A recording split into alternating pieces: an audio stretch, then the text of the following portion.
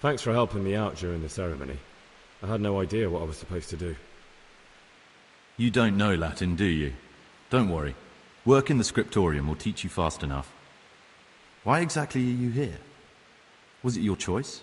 Or did someone force you to come?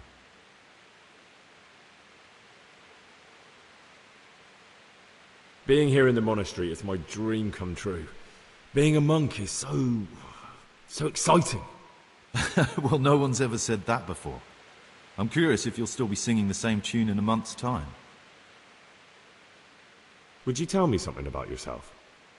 I'm a novice and I'm here because I'd make a poor merchant. I like books and I want an education. Although I must say, so far the monastic life's been quite unexpected. Is it alright if we don't do the tour? I thought that since you're literally a complete novice, you'd be interested to know what you have to do tomorrow. But if you don't want to come with me, I won't force you. Here's a letter from the prior with the daily schedule. Read it and observe it. Let's go then. Good. But before we do, here's a letter directly from the prior telling you all your regular duties from tomorrow onwards. Make sure to read it this evening, so you know how things work. Right, we can go now. Follow me closely. I'll explain everything as we go. Remember one word. It's job to work and pray. You serve the Lord now, not your own bodily needs.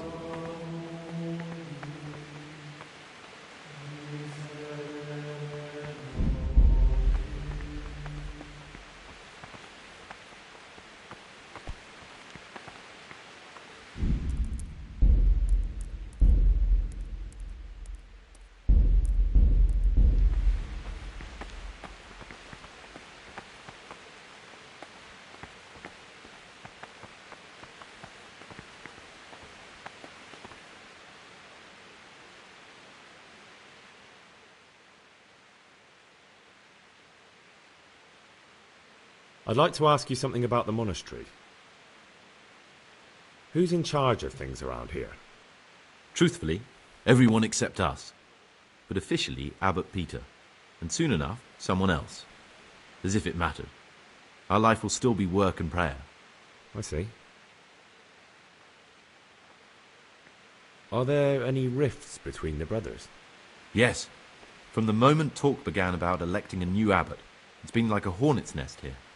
Strange you haven't noticed. Tell me something about electing the abbot. Abbot Peter is old. When he dies, they'll have to select a new abbot from amongst the brethren. The candidates are John and Nevlas. And if you ask me for my opinion, Nevlas is definitely the right man. Unfortunately, no one cares about my opinion because novices get no say. Tell me something about life here. Work, prayer, as if you didn't know. We serve God, and that's the central truth of our lives. What are the roles of the various monks here? Someone takes care of the library, someone else the garden. The abbot supervises everyone, and in his absence, the prior. But it's the circators you should worry about. They're the brothers who'll make sure we observe the rule. They can be quite strict, so if you want to avoid getting punished, always act righteously and do your duties honestly.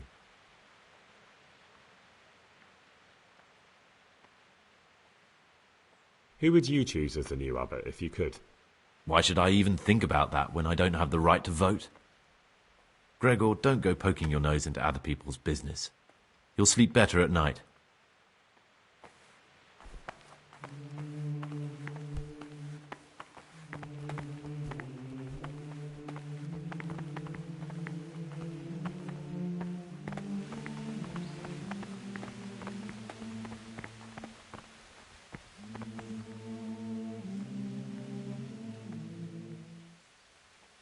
I'd like to ask you something.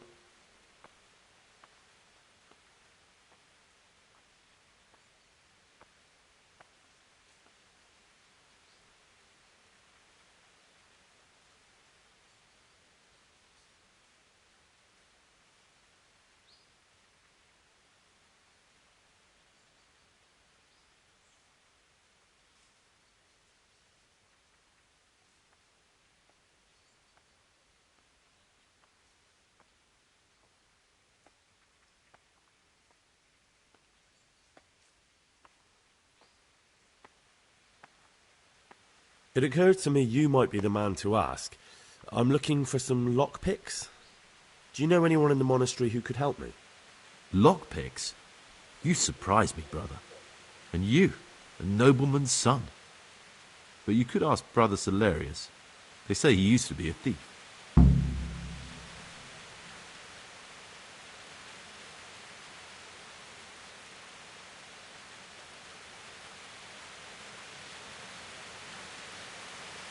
I'd like to ask you something about the monastery. Who's in charge of things around here? Truthfully, everyone... Are there already candidates to be the new abbot? Brothers John and Nevlas. But the others have been fighting like dogs because of them. We don't have to fight. This John, who is he? A Circator, and really just an unpleasant old man. It's mostly the older brothers on his side, because they believe he'll protect the status quo and all the benefits that come with long service here. Tell me something about Nevlas. Nevlas manages the monastery's property. He's what they call the provost. He'd like to bring back solemnity to the monastery, through reform and by returning to pure faith. A lovely idea, but most of the monks are against it. Why can't novices vote? They say we don't have enough experience to decide about anything. Don't worry, we'll get our chance. Why is who wins so important? We're young and we'll spend the rest of our lives here. And the abbot decides everything about our lives. Didn't it ever occur to you how powerful he is? Well, that's all. Thank you for your time, brother.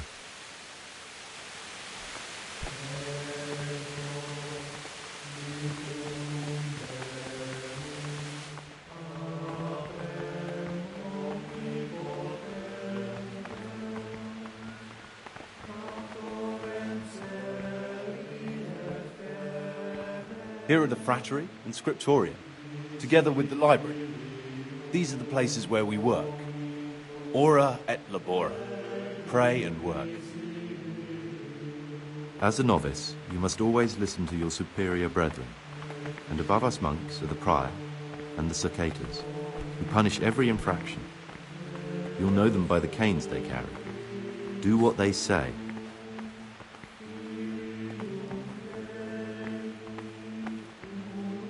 This is the refectory, where we come together to eat.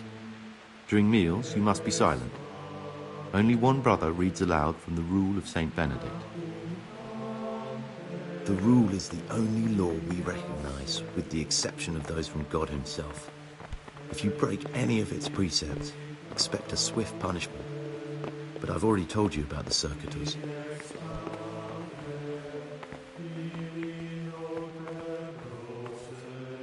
The library, the pride of our monastery, a trove of learning. We don't just read books here, we also copy them. You too will learn how. And that's all. Today you are still free from duty, but tomorrow you begin work like the others. If you need anything, ask any of the brothers. We'll be glad to help you. And I recommend you get to know the other novices. You already know me. Then there is Siskin, Yodok, and Lucas. Thanks for showing me around. There's a lot to learn here.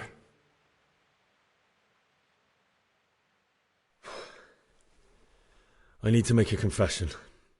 I'm no priest, but tell me what you've done. It's probably nothing to worry about. I'm here in the monastery looking for a thief. He had a hand in burning down the Neuhof stud. You don't say. And who are you to take such an interest?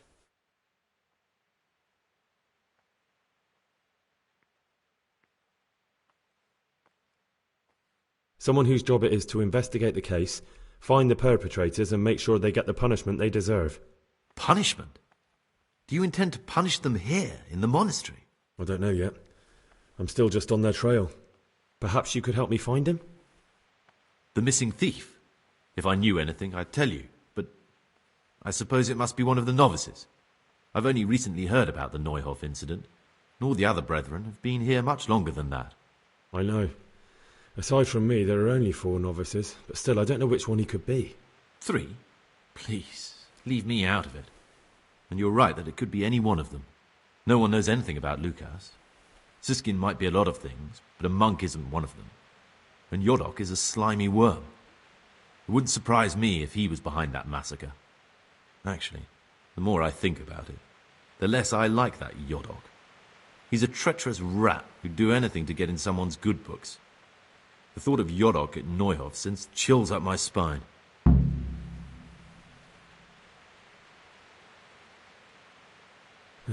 Maybe you're right. It's not a pretty thought. Thanks for your help, and please don't say a word to anyone. Don't fret, my friend. Your secrets are locked inside my lips.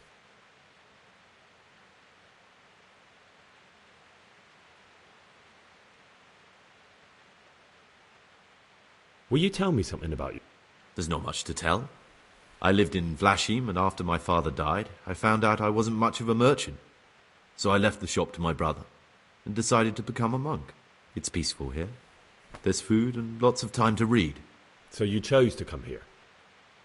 It may seem strange, but I'm one of the few novices that did. I might be the only one.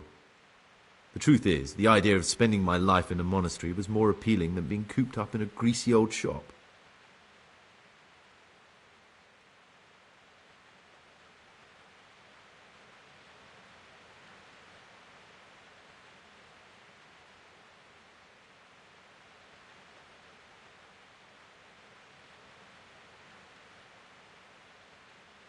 I know you're Pius, the man I've been looking for.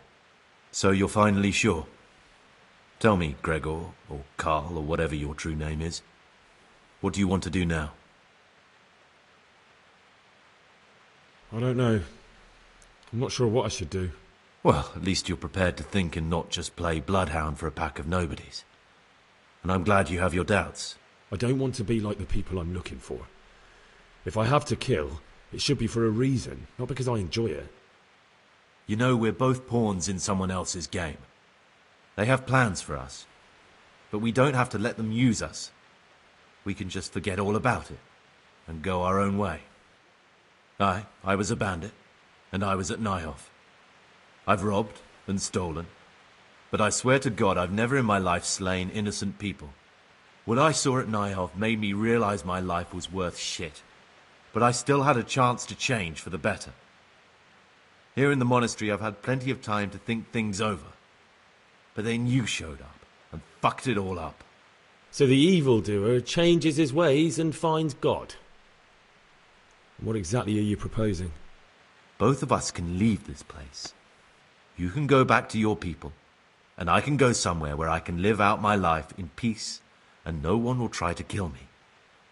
If we work together, we can both get what we want.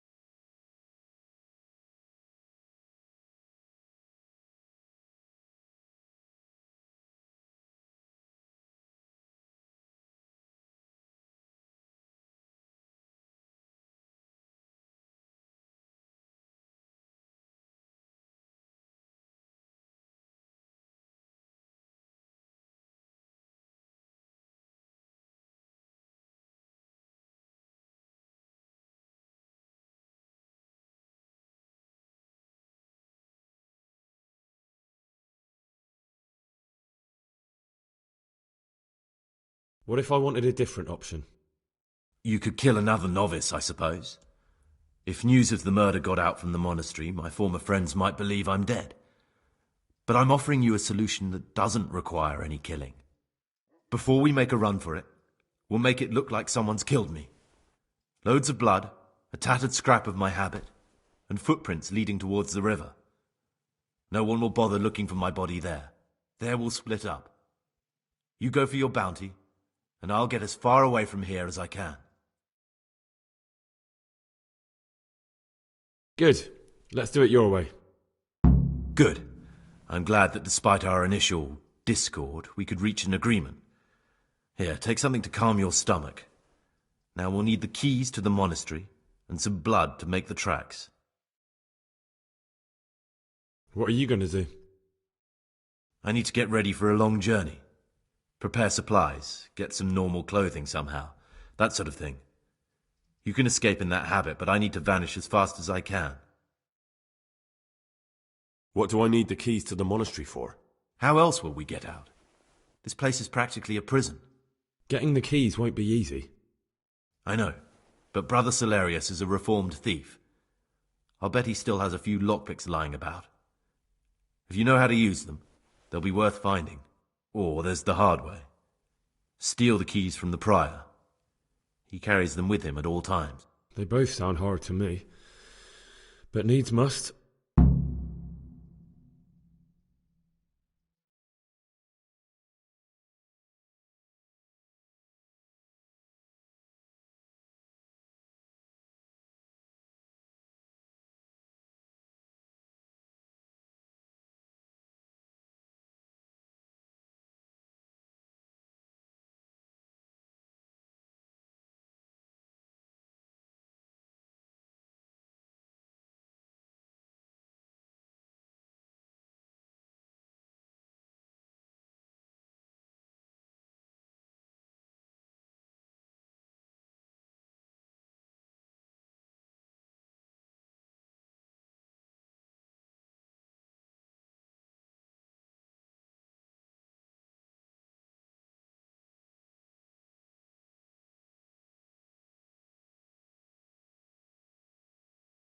And where am I supposed to get my hands on blood in a monastery?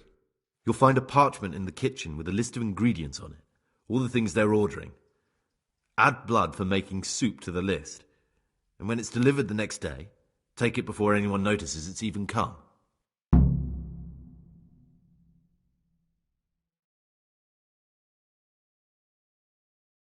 All right, that's everything I need to know. I can get started. Excellent. Come and see me once you have everything. And try to be as fast as you can. And Gregor, thank you.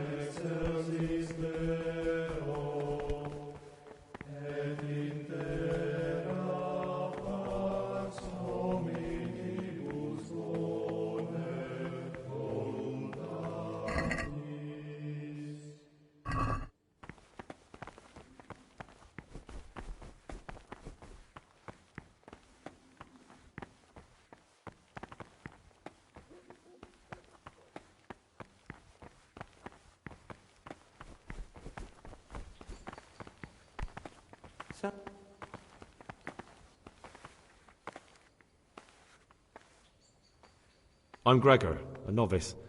I saw you at the ceremony. I know. It was hard not to notice you. And you are? Lucas, also a novice. Don't get upset, but I don't want to talk to you. I'm happiest alone.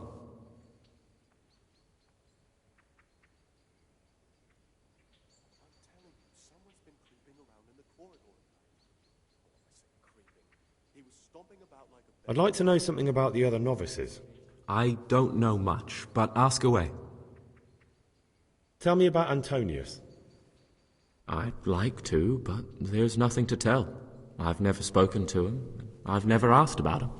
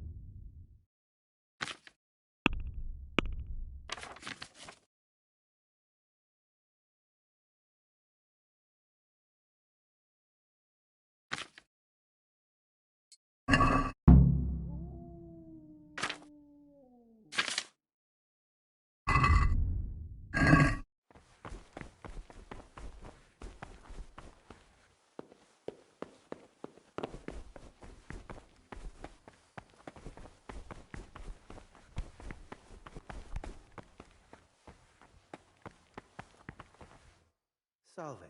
Be well.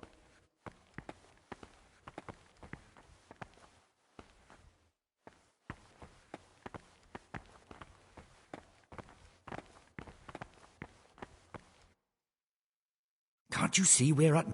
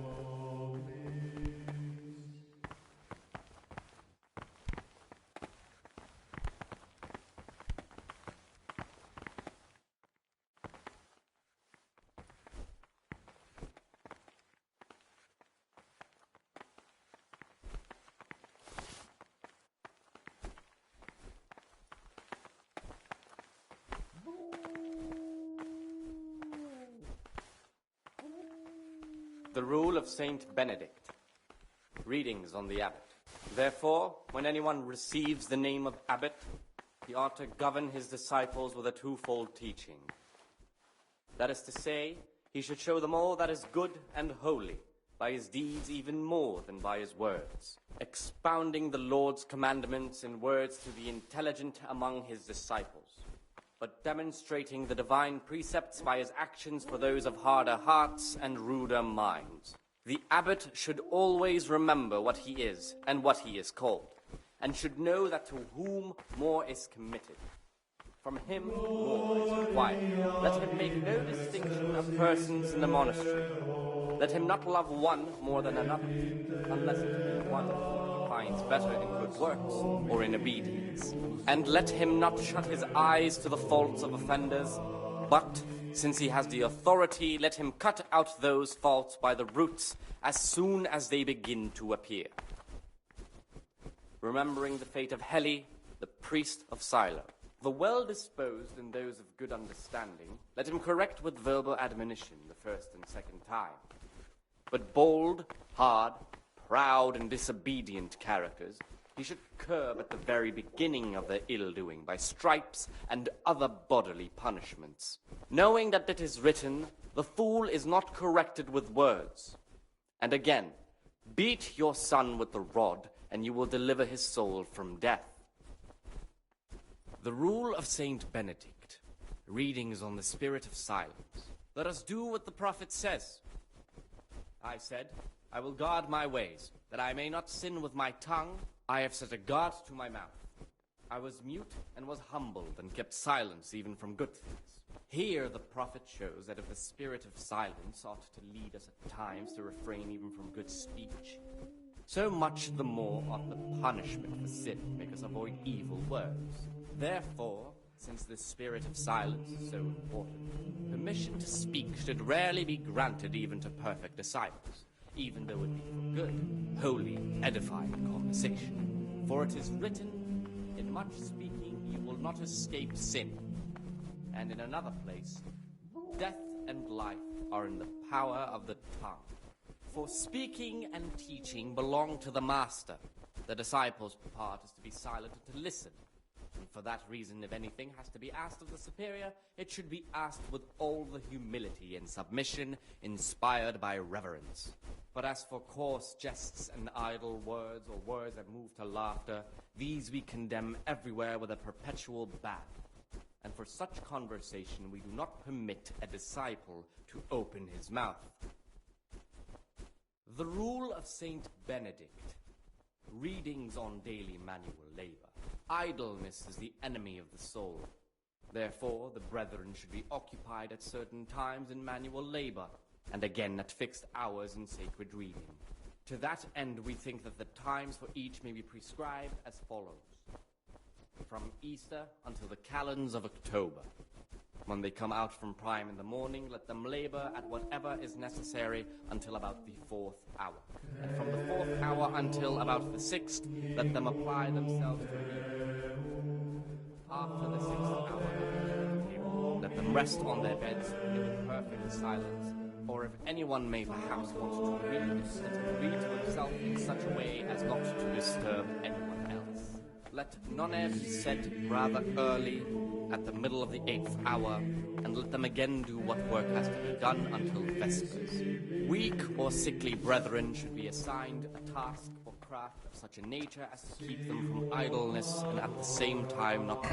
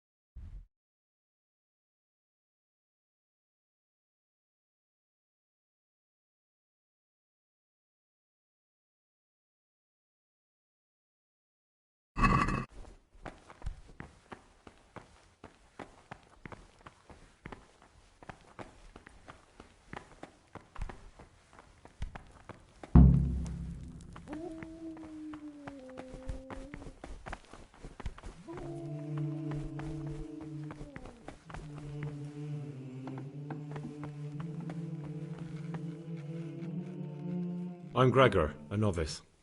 I know. I saw you at the ceremony. My name is Nebulus, and I'm the provost here. I'm in charge of the monastery's property, as well as handling trade with the outside world. That means you get to leave the monastery? No, not at all. I just write lists and send them out.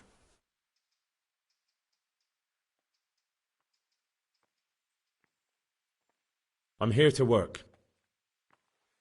Excellent. I've been waiting for you. There's the alchemist's laboratory. You'll find ingredients in the chests next to it. I want you to prepare 2 marigold decoctions. Once you finish them, you'll find me somewhere nearby.